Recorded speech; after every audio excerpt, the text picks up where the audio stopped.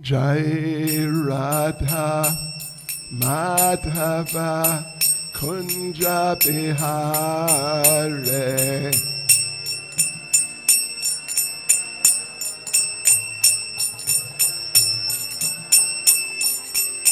Jai Radha Madhava Kunja Bihare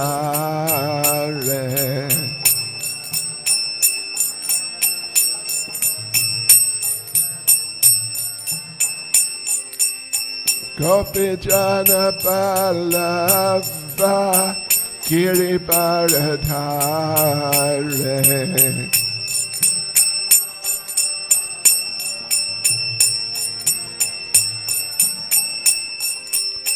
Gopi Jana Pallava Giri Bharadhare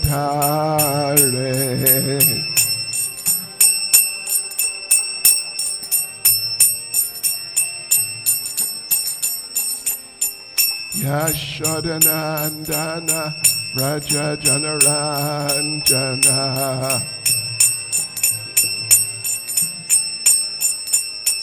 Yashodanandana Raja Janaranjana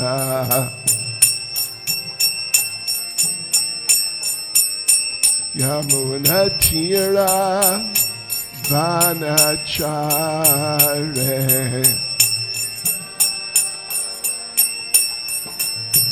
Yamuna Tira Vanachare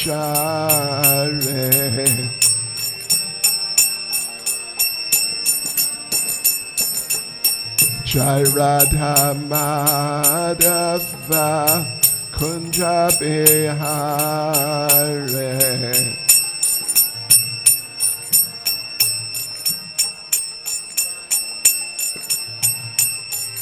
Jai Radha Madhava Kunja Bihare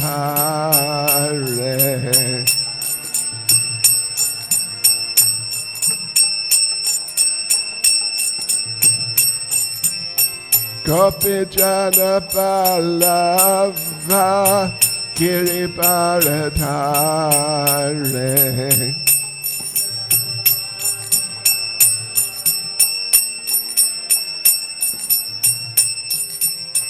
Gopi Jana Pallava Giri Bharadhare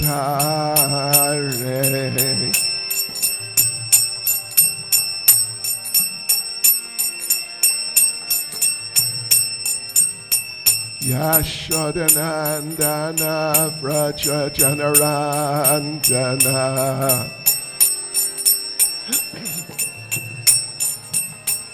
Yashodanandana Vraja Janaranjana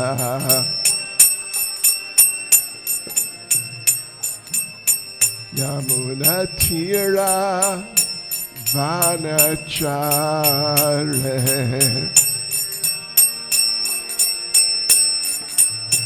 Yamuna Tira Vanachare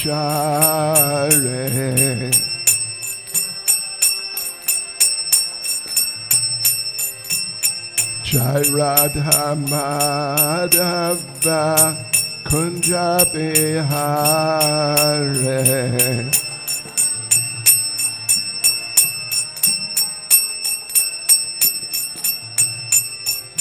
Jai Radha Madhava Kunja Bihare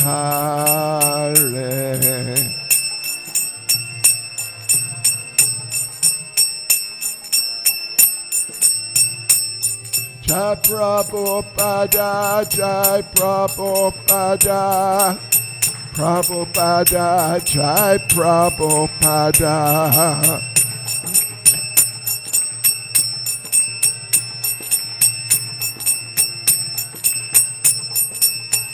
Jai Prabhupada Jai Prabhupada Prabhupada Jai Prabhupada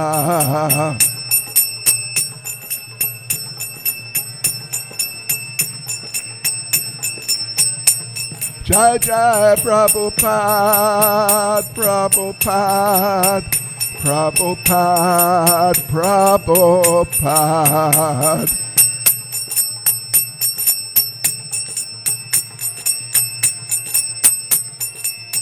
Jai Jai Prabhupada, Prabhupada, Prabhupada, Prabhupada.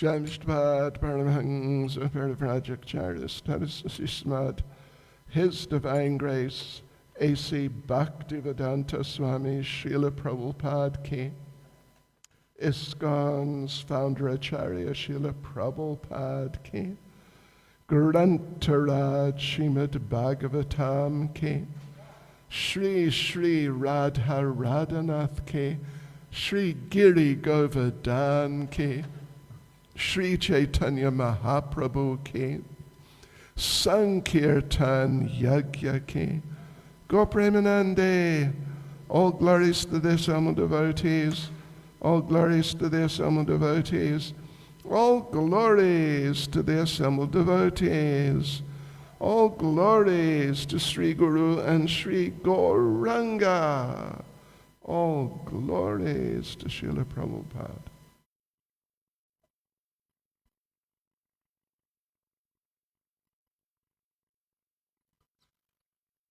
Om Namo Bhagavate Vasudevaya.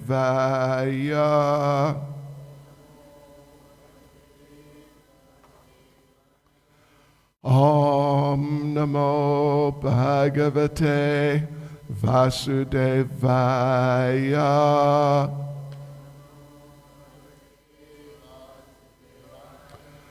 Om Namo Bhagavate Vasudevaya.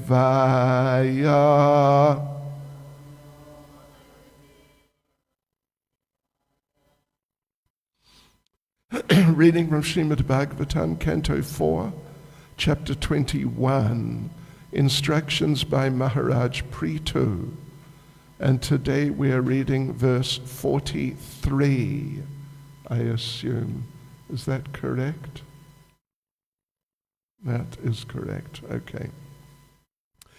Tesham aham pada saroja renum arya vahayadhi kiritam ayo yam nityada bibrata asho papam nashyati amom sarva guna bhajanti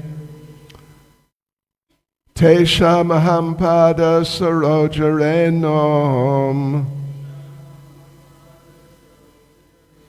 Arya Vahayadi Karitamayo Yam Nityada Bibrata Ashupapam Nashyatyamom Sarva Gunam Gunabhajanti Teshamaham pada sarojarenom Arya Vahayadi Karitamayo Yam Nityada Bibrata Ashupapam Nashyachamam Sarva Gunabhajanti Teshamaham pada sarojarenom Arya Vahayadi Karitamayo Yam Nityada Bibrata Ashupapam Nashyachamam sarva gunabhajante.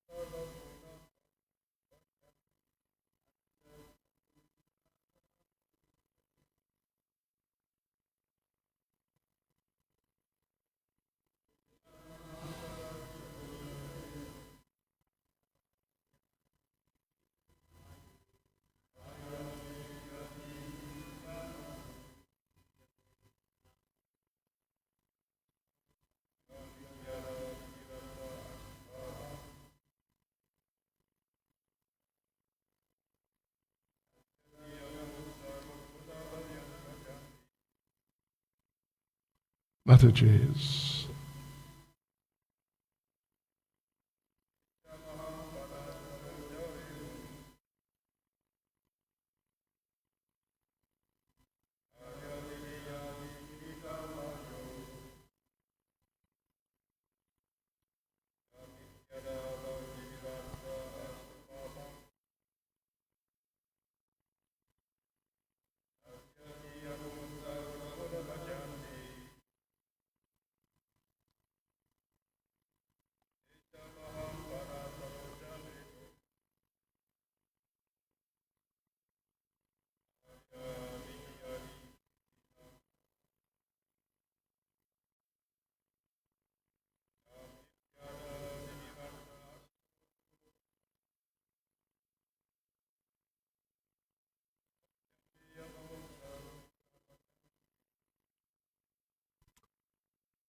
Tesham, of all of them, aham, I, pada, feet, saroja, lotus, renom, dust, arya, O respectable persons, vaheya, shall bear, adhe, up to, kiritam, helmet, ayo, up to the end of life, yam, which, nityada, always, bibrata, carrying, asho, very soon,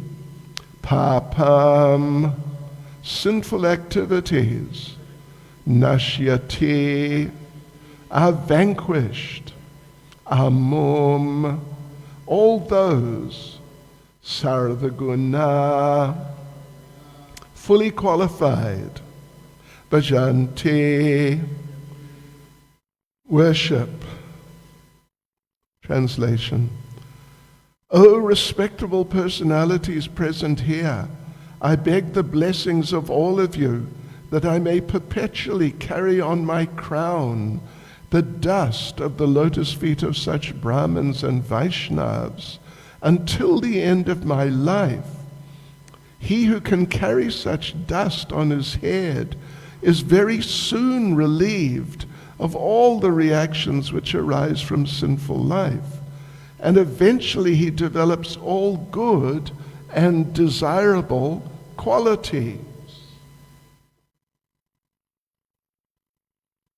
Purport by Srila Prabhupada.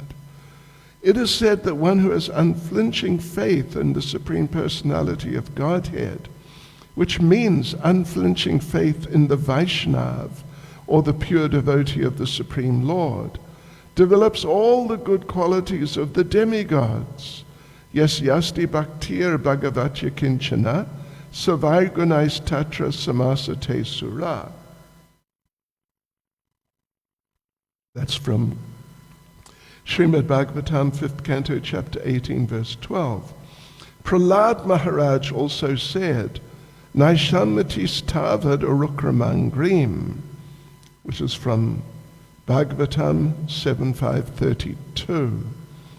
Unless one takes the dust of the lotus feet of a pure Vaishnav on one's head, one cannot understand what the Supreme Personality of Godhead is. And unless one knows the Supreme Personality of Godhead, one's life remains imperfect.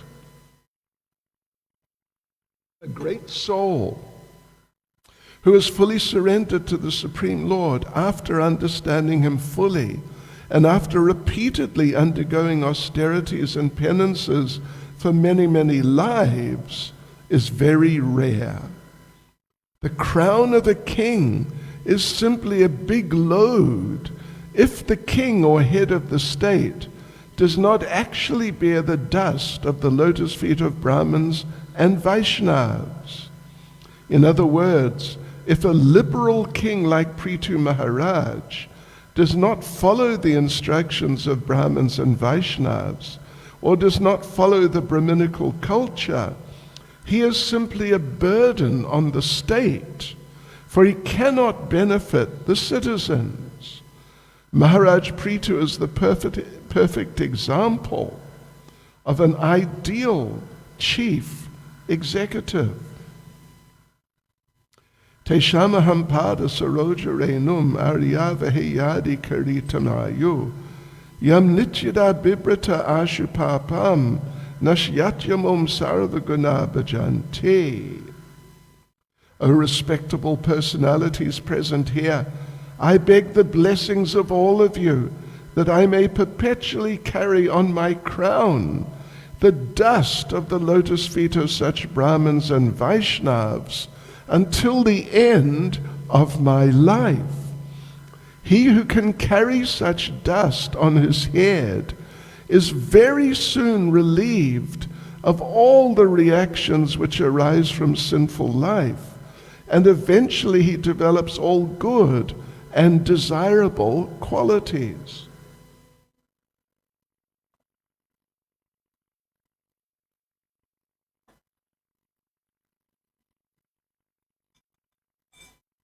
Nama Om Vishnupadaya Krishna Prestaya Bhutale Srimati Bhakti Vedanta Swami Niti Namane Namaste Saraswati Deve Gauravani Pracharane Niravishesha Shunyavadi Paschachade Shatarane Vanchakalpatarubhyas Chakripa Sindhubhya Evacha Patitanam Pavanebhyo Vaishnavebhyo Namo Namaha Sri Krishna Chaitanya Prabhu Nityananda Sri Advaita Gadadha Shivasadi Gaura Bhakta Vrinda Hare Krishna, Krishna Krishna, Hare Hare, Hare Rama, Rama Rama, Hare Hare.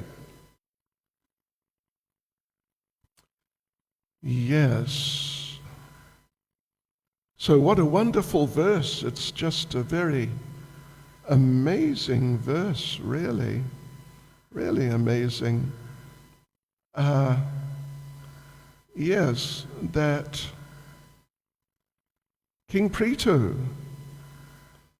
he's Shaktyavesh avatar, So he's to be considered a form of the Lord. He's Shatyaveshavata.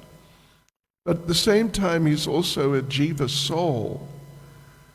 But anyway, he acts in the capacity of the Supreme Personality of Godhead. And here he is expressing so nicely and so clearly and vividly his feelings, feelings of appreciation for the devotees particularly, and the Brahmins, but particularly the Vaishnavas. And the way Prabhupada explains, of course, in the purport, basically makes it quite clear that when he talks about the Brahmins, he's not really talking about the impersonalist Brahmins. Prabhupada made the point in one of the verses just several verses ago, that many of the Brahmins are impersonalists to one degree or another. And really speaking, any degree of impersonalism, even if it's just a small degree, is not appreciated. At least we can say that. It's not appreciated by the Lord, as not appreciated by the devotees. You may know that in Caitanya Charitamrita, there's one place where Sarvabhauma Bhattacharya,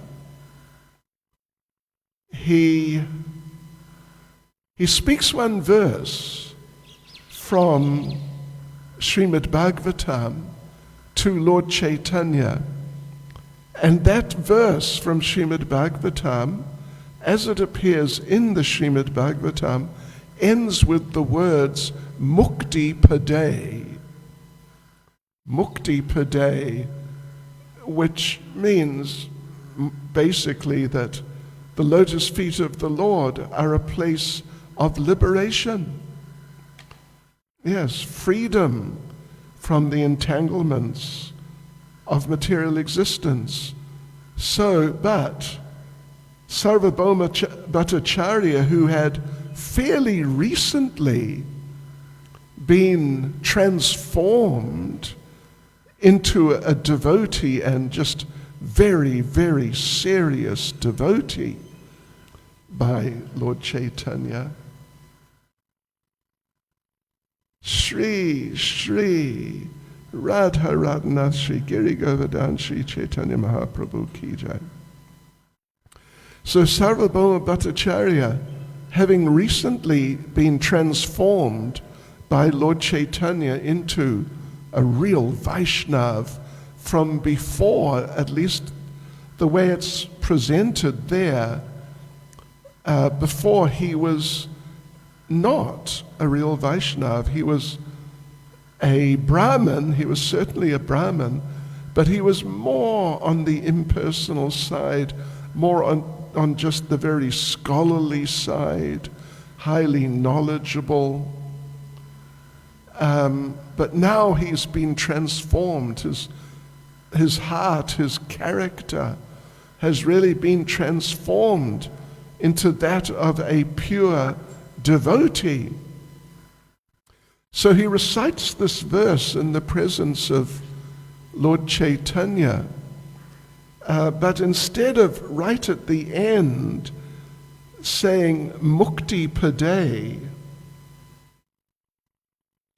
he changed it to Bhakti Pade. And because now he's a Vaishnava and he's into Bhakti, and Mukti is not taken seriously by the devotees. So in his enthusiasm, not really showing off or something like that, look at me, see how much I'm a devotee now. Not like that, but just he felt it was appropriate. He changed that word. And when he did that, Lord Caitanya did not appreciate it. He told him, no, it's not. That's Srimad Bhagavatam. That's not just, something that we can just sort of play around with, like do a bit of word jugglery or something of that sort. That Srimad Bhagavatam it's just too sacred. It's just totally sacred. So therefore, we must not change anything. So this is described, actually, it's Caitanya Charitamrita, Madhya Leela, chapter 6, the liberation of Sarvabhauma Bhattacharya. I'm looking at verse 261. Yeah, where Bhattacharya, it's the famous verse, 10:14:8, Tatenukam pamsu samikshamano, bunjana evatma kritam vipakam, hridvagvapurabir vidadan namaste, jivetayo bhakti pade sadaya bhak. That's what he said. But actually the last line, as per the Bhagavatam, is jivetayo mukti pade sadaya bhak. But he said jivetayo bhakti pade. And Srila Prabhupada gives a translation for that verse, following in the context of what Sarvabhauma Bhattacharya is saying. In fact, it's one of the prayers of Lord Brahma, and it's very, very well known and just very important verse. So Prabhupada translates that the Bhattacharya recited, one who seeks your compassion and thus tolerates all kinds of adverse conditions due to the karma of his past deeds, who engages always in your devotional service with his mind, words, and body, and who always offers obeisances unto you, is certainly a bona fide candidate for becoming your unalloyed devotee. Yes. So now he's a devotee, and he doesn't like this mukti pade, this mukti idea of just some sort of liberation, which generally speaking is, or usually is, impersonal. So in the next verse, 262, Lord Caitanya says, Prabhu kahe mukti pade, iha patahaya, bhakti pade kena pada, ki tomar ashaya. Sri Chaitanya Mahaprabhu immediately pointed out, in that verse, the word is mukti pade, but you have changed it to bhakti pade. What is your intention?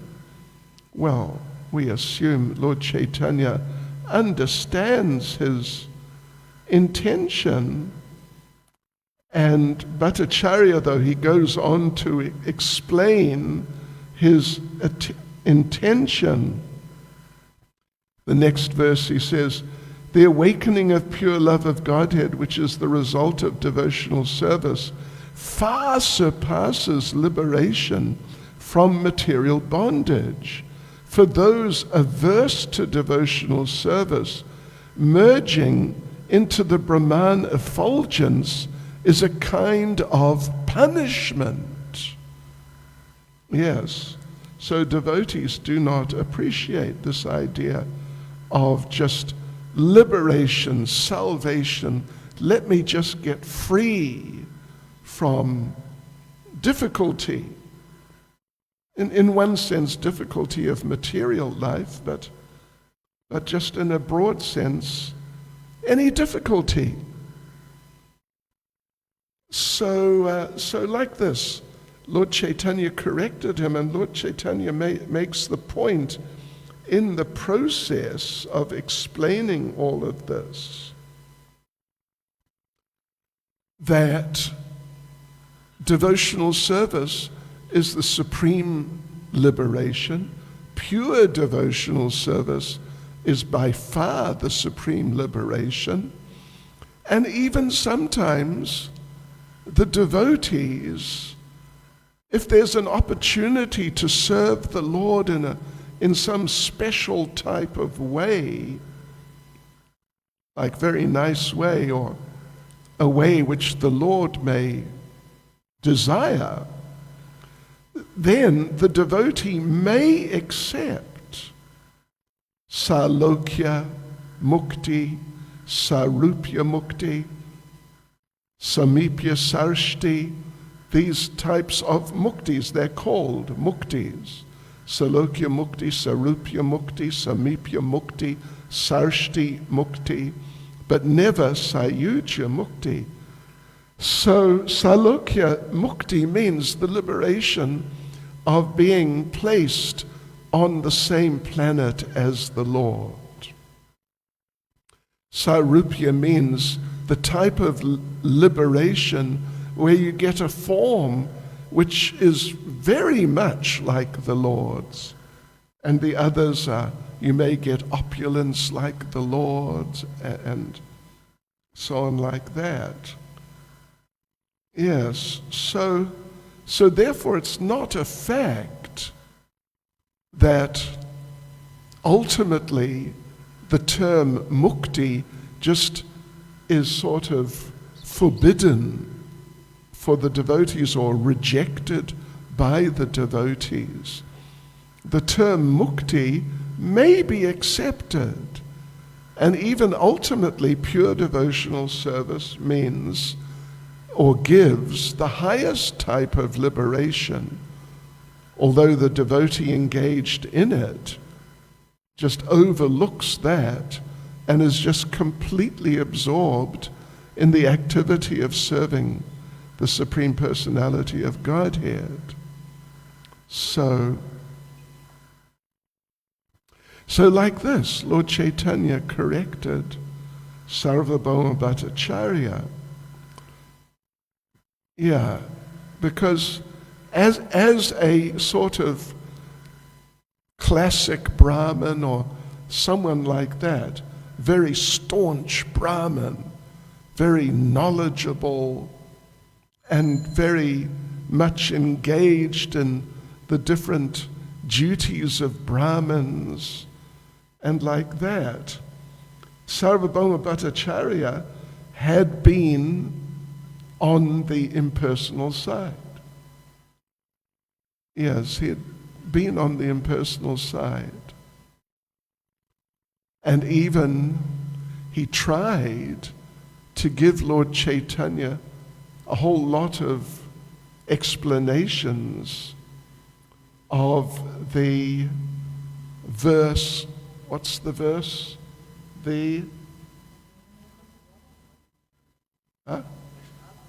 Atmarama, yeah. Atmaramas chamunaya nirgranta apyarukrame kurvantya haitu kim bhaktim iha guna iha yasya guna. Excuse me.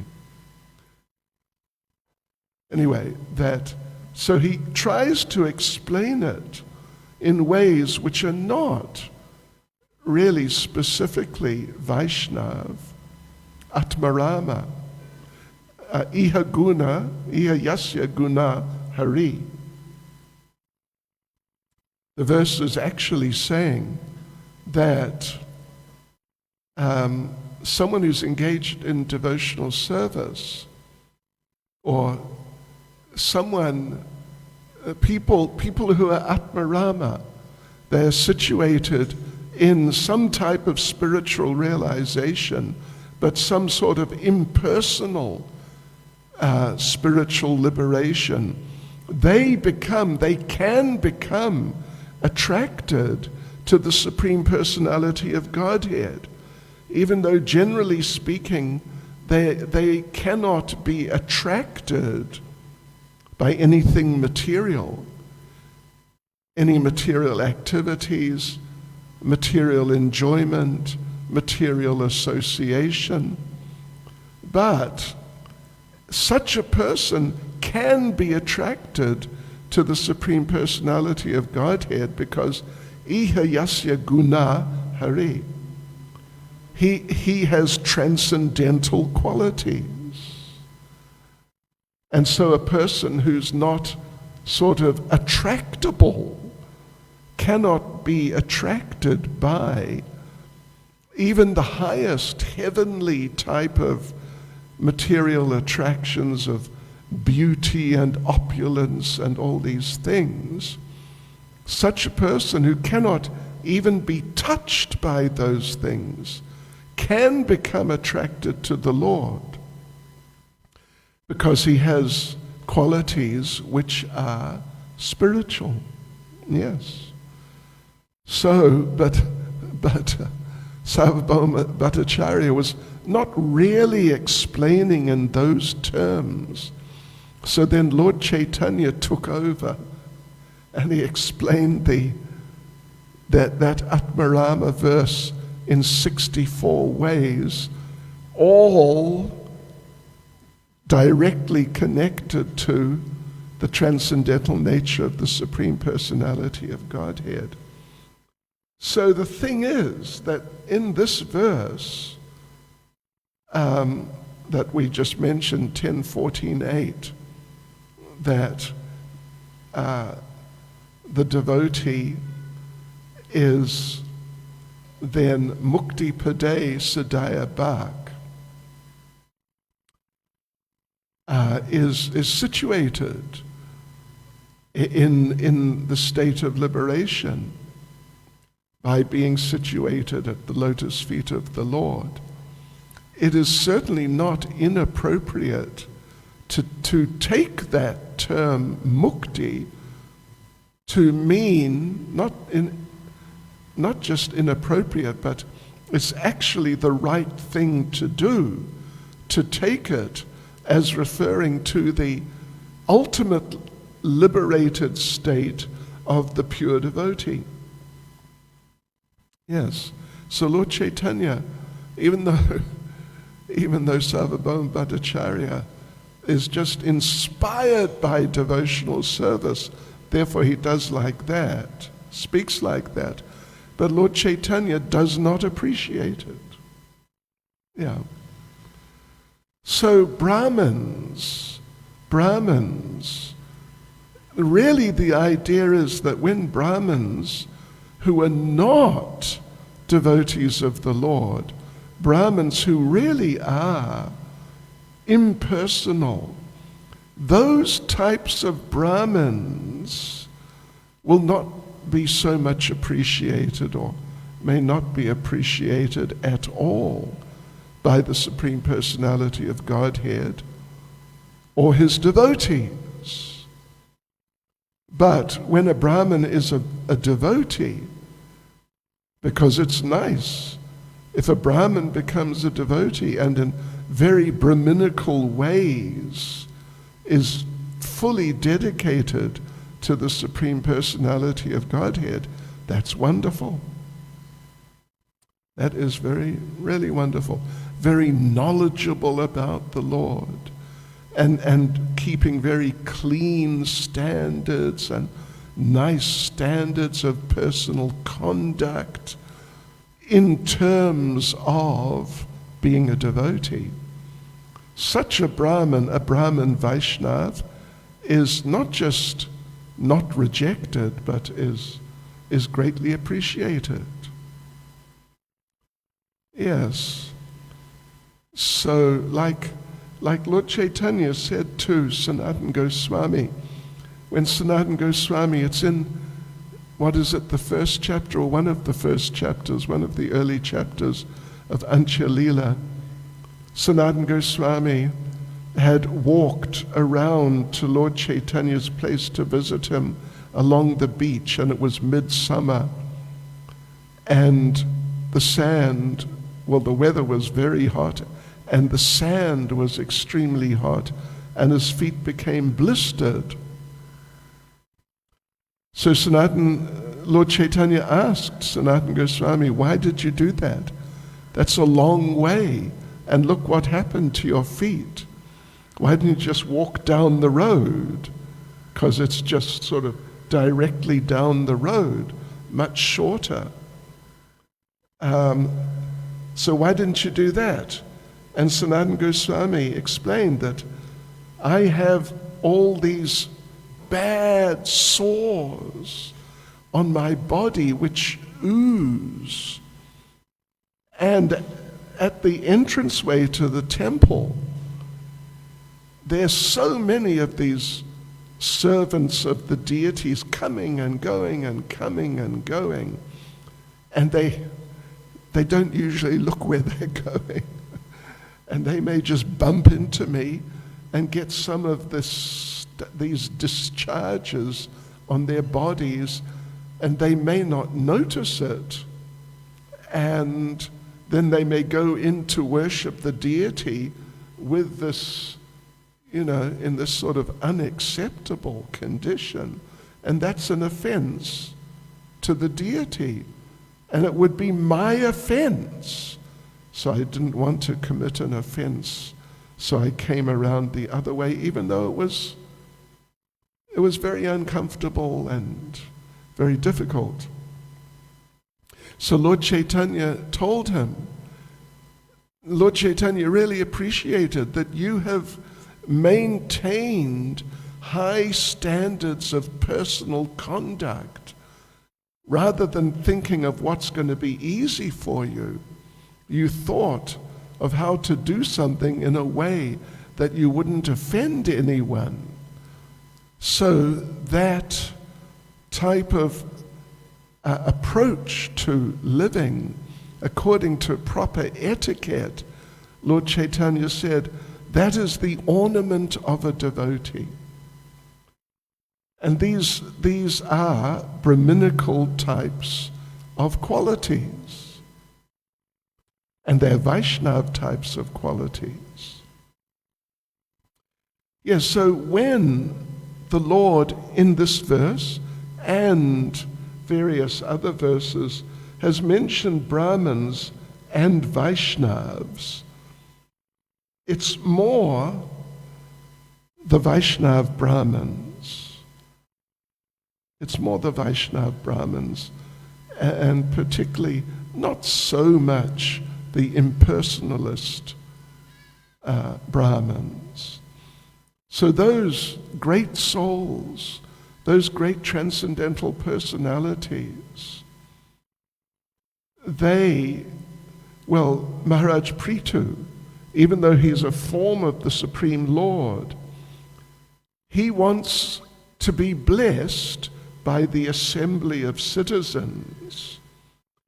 He wants to be blessed that he can just constantly, he uses the term nityada, always, just always, carry on my crown or on my head the dust of the lotus feet of such people, such devotees particularly, just nityada, just constantly, perpetually, until the end of my life.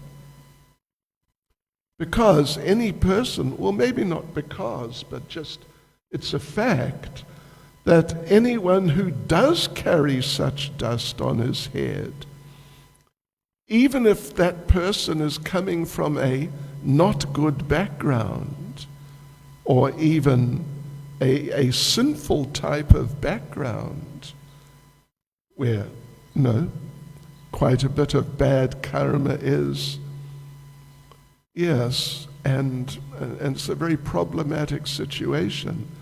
But such a person, even if that person comes from a bad background like that, if that person carries on their head that dust from the lotus feet of the Brahmins and the Vaishnavas constantly, then the verse says he's very soon relieved of all the reactions which arise from sinful life on one side, and on the other side, eventually in due course, develops all good and desirable qualities. Not just to be a sort of a fanatic in terms of behavior, but actually because these are nice things to have these qualities. It's very nice, it's very beneficial. Yeah, not like in England particularly. There is etiquette. There are books. There are books on etiquette, British etiquette. Really, there are books, and there are people who specialize in etiquette. But a lot of it is not like very natural, very pure, and just, truly very nice, very beneficial.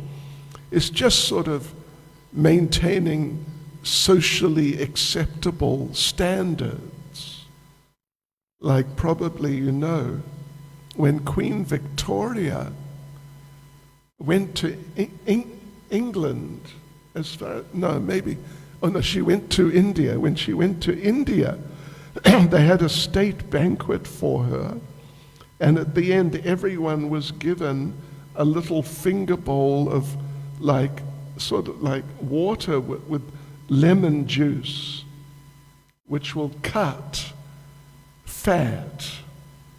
It just washes away like ghee and whatever oils.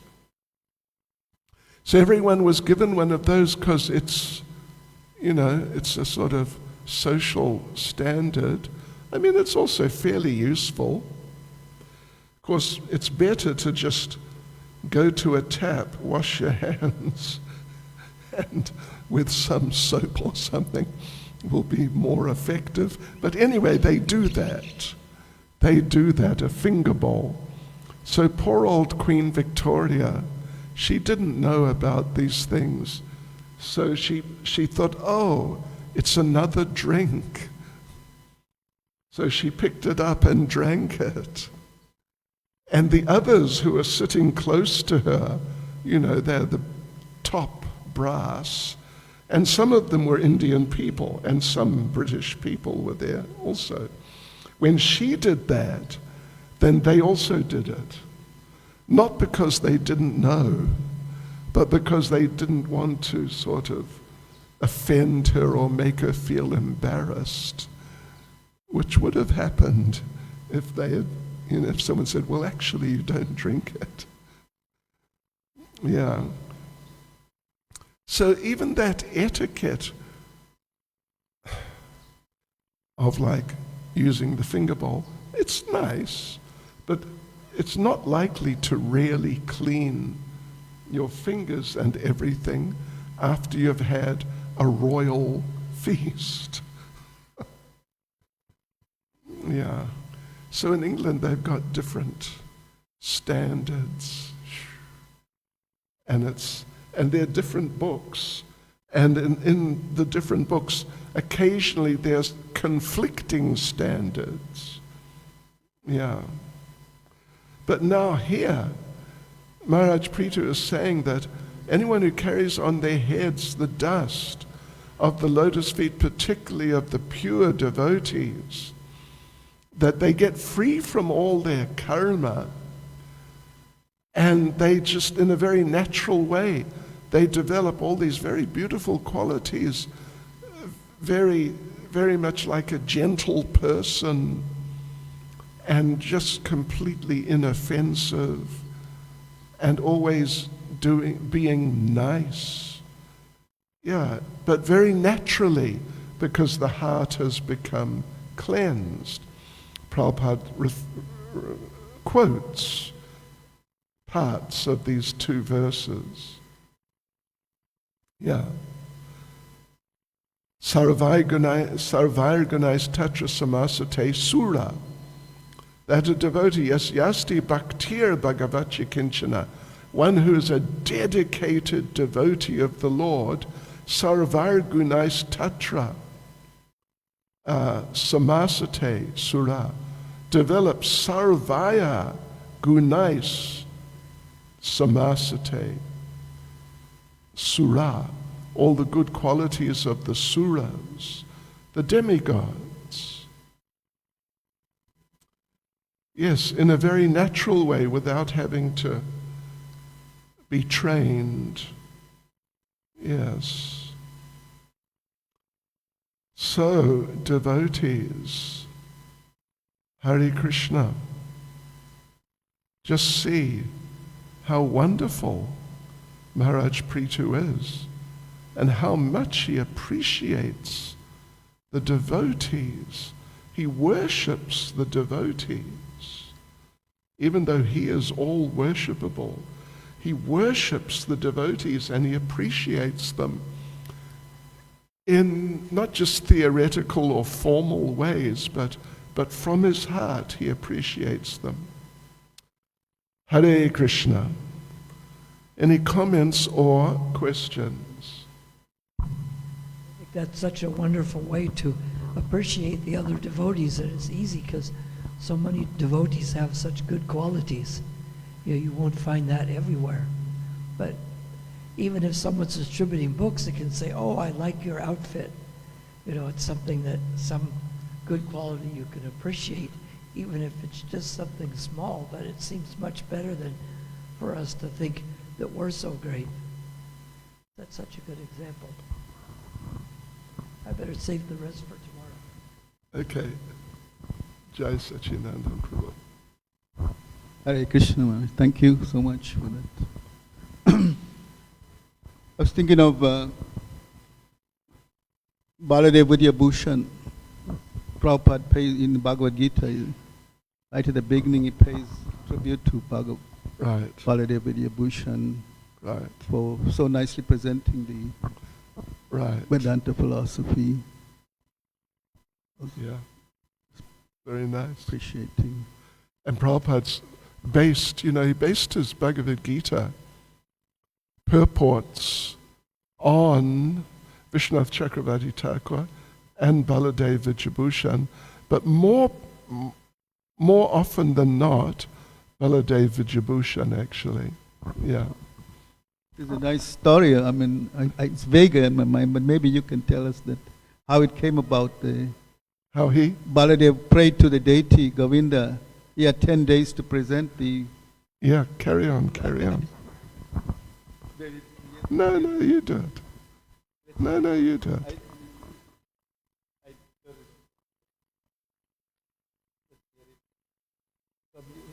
Anyway, if you insist.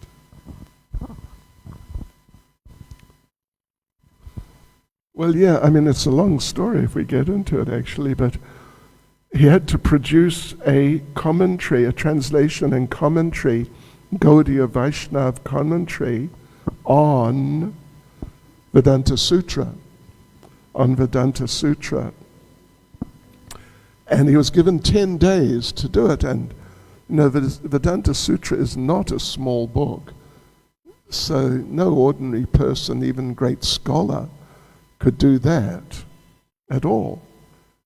So he prayed, and then Govinda, appeared to him in a dream or something, appeared to him,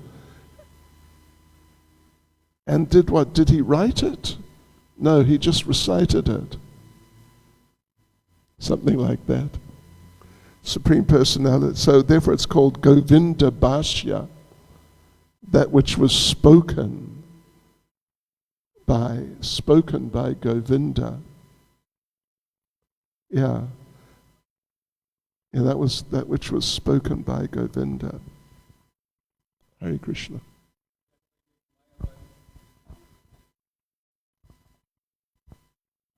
Well, he was challenged by the Sri Vaishnavas, the Sri Vaishnavas or Nimbakas. The Ramanandis are Sri Vaishnavas, yeah, a branch of the Sri Sampradaya. Hare Krishna. Thank you. Oh, look.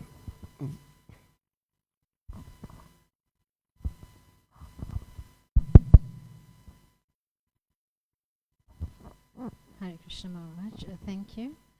When you were speaking about Sarvabhauma Bhattacharya, then I was thinking of Prakashananda Saraswati and how when Lord Caitanya went to South India and, just by his humble behavior, then he converted all of them into devotees of the Lord. They were impersonalists before. And similarly, Srila Prabhupada, when he came to the West, then he basically, with the philosophy of Lord Caitanya Mahaprabhu, then our mindsets were also on the impersonal sort of tending, Right. tendencies. We have those impersonal tendencies, but by Srila Prabhupada's mercy, then these impersonal tendencies are now, dedicated to Krishna in that way, in Bhakti Yoga. So thank you very much. Hare Krishna. Right. Thank you. Very good. Yeah, Shukadev.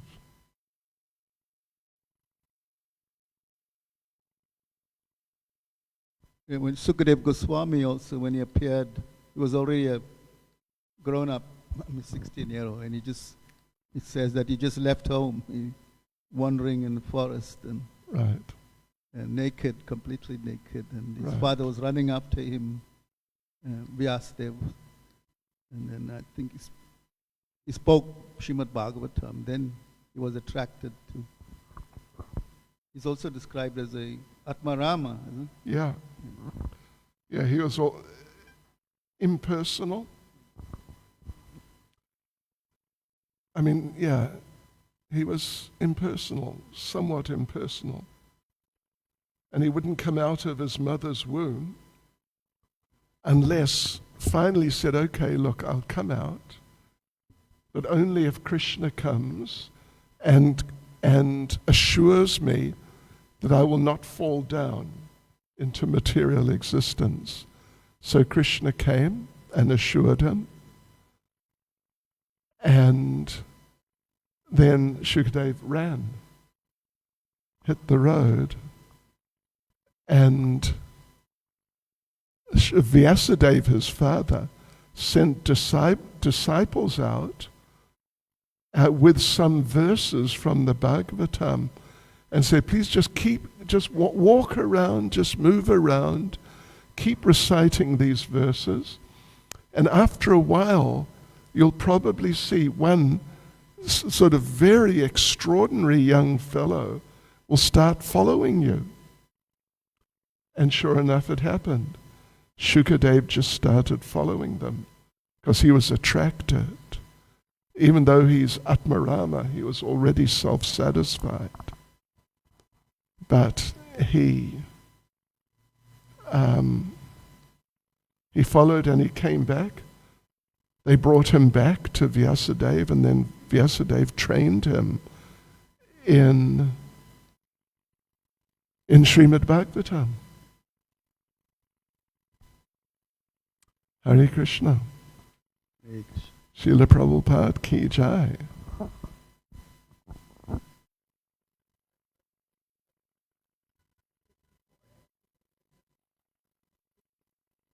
Yeah.